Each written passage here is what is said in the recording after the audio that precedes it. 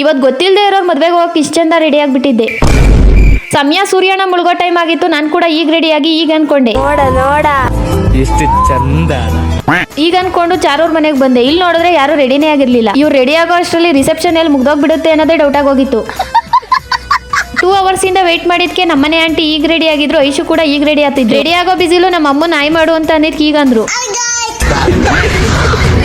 ನಾವೆಲ್ಲರೂ ಎಲ್ಲೋ ಹೋಗ್ತಾ ಇದೀವಿ ಅಂತ ಚಾರಗೂ ಕೂಡ ಗೊತ್ತಾಗೋಯ್ತು. ಆ ಕೋಪಕ್ಕೆ ಈ ರೀತಿ ಮಾಡ್ಬಿಡದ. ಇದನ್ನೆಲ್ಲ ಕಣ್ಣಿಂದ ನೋಡಿ ಕಂಗಾಲ ಆಗ್ಬಿಟ್ಟಿದೀನಿ. ಚಾರುಗ್ ಬಾಯಿ ಹೇಳಿ ನಾವು ಬಂದಿದ್ದೆ ಚೌಟ್ರಿ ಹತ್ರ. ಇಲ್ಲಿಗೆ ಬಂದಿದ ತಕ್ಷಣ ವೆಲ್ಕಮ್ ಜ್ಯೂಸ್ ಕೊಟ್ರು. ಈ ಜ್ಯೂಸ್ ಯಾವ್ದು ಅನ್ನೋದೇ ಗೊತ್ತಾಗ್ಲಿಲ್ಲ. ನಿಮ್ಗೆ ಯಾರಿಗಾದ್ರೂ ಗೊತ್ತಿದ್ರೆ ಕಮೆಂಟ್ ಮಾಡಿ. ಚೌಟ್ರಿ ಒಳಗೆ ಎಂಟ್ರಿ ಆದ ತಕ್ಷಣ ಆರಾಮಾಗಿ ಕೂತ್ಕೊಂಡು ಹೊಸ ವಧುವರನನ್ನು ನೋಡ್ಕೊಂಡು ಅವ್ರು ಮಾಡ್ಸಿರೋ ಫೋಟೋಸ್ಗಳನ್ನ 1/4 ಗಂಟೆವರೆಗೂ ನೋಡ್ಕೊಂಡು ಹೀಗೆ ಕೂತಿದ್ವಿ. ಇವಾಗ ಒಂದು ಟ್ರೆಂಡ್ ಅದೇನಂದ್ರೆ ಚೌಟ್ರಿಲ್ ಮದ್ವೆ ಆದವರೆಲ್ಲ ಫೋಟೋಶೂಟ್ ನ ಪಕ್ಕಾ ಮಾಡ್ಸಿರ್ತಾರೆ. ಇನ್ನು 10% ಹೊಸ ಜೋಡಿಗಳು ಮಾತ್ರ ಯಾವುದೇ ಫೋಟೋಶೂಟ್ ಮಾಡಿಸ್ತಲೇ ಅದೇ ದುಡ್ಡನ್ನ ಮುಂದಿನ ಜೀವನಕ್ಕೆ ಇನ್ವೆಸ್ಟ್ಮೆಂಟ್ ಮಾಡ್ಕೊಂತಾರೆ.